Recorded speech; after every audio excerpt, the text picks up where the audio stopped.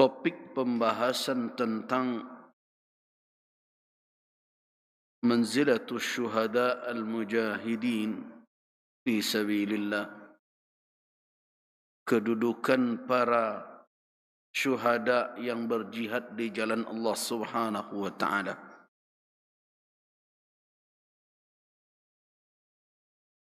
Di mana semenjak ayat 169 Allah Subhanahu wa taala menjelaskan kedudukan orang-orang yang gugur sebagai syuhada dalam berjihad di jalan Allah, bahwa mereka itu bukanlah mati dalam makna seperti yang diduga dan yang dipahami serta diyakini oleh kaum musyrikin dan orang-orang munafik. Mereka, para syuhada itu, tidaklah mati sebagaimana dugaan kaum musyrikin dan kaum munafikin. Kematian mereka bukan seperti dugaan orang-orang itu. Karena itu Allah Subhanahu wa taala menafikan dugaan yang keliru tersebut. Wala tahsabanna alladhina qutilu fi sabilillahi amwata.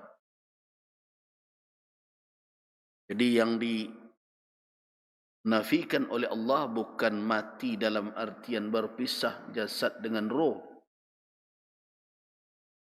tapi mati dalam keyakinan yang tegak atas dugaan, bukan atas akidah yang benar. Bagi mereka, kematian itu adalah kerugian. Kematian itu berarti berakhirnya kenikmatan hidup duniawi. Kematian itu dalam keyakinan mereka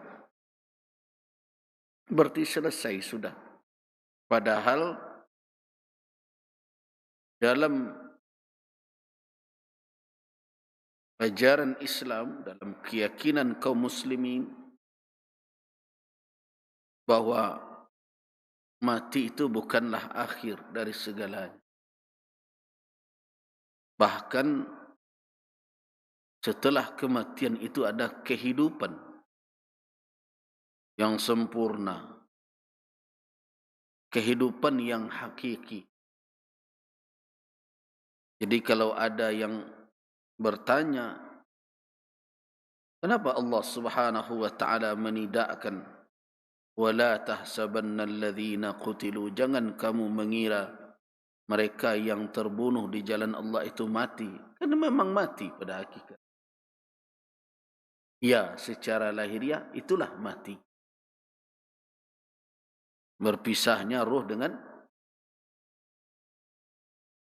tapi yang ditentang atau dibatalkan oleh Allah, mati dalam dugaan kaum musyrikin dan kaum munafikin.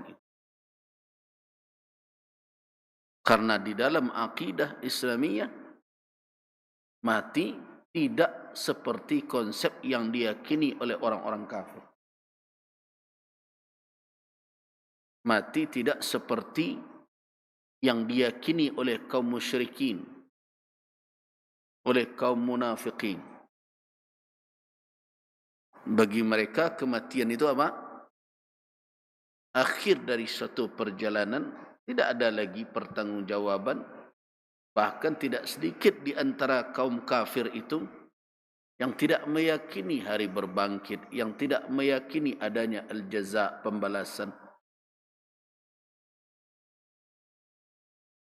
Nah, dari sisi itulah Allah Subhanahu wa taala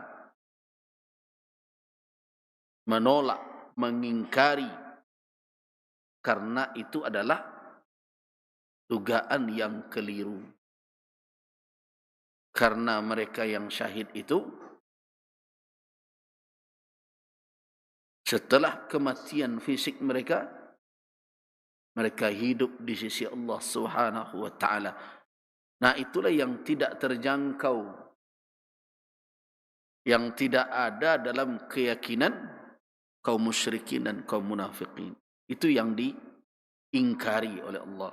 Jadi ada yang bertanya, kenapa Allah mengingkari bahwa orang-orang yang terbunuh di jalan Allah itu mati? Pertanyaan ini, memang mati mereka. Sekali lagi saya katakan, yang diingkari oleh Allah bukan mati dalam pengertian berpisahnya roh dengan jasad. Itu fakta. Dan itu terjadi atas kehendak Allah Subhanahu wa taala. Yang diingkari oleh Allah apa? Dugaan kaum munafikin dan kaum musyrikin. Wah, mati berarti akhir. Tidak. Setelah kematian mereka, mereka menemukan kehidupan yang lebih indah dibandingkan dengan kehidupan sebelum kematian.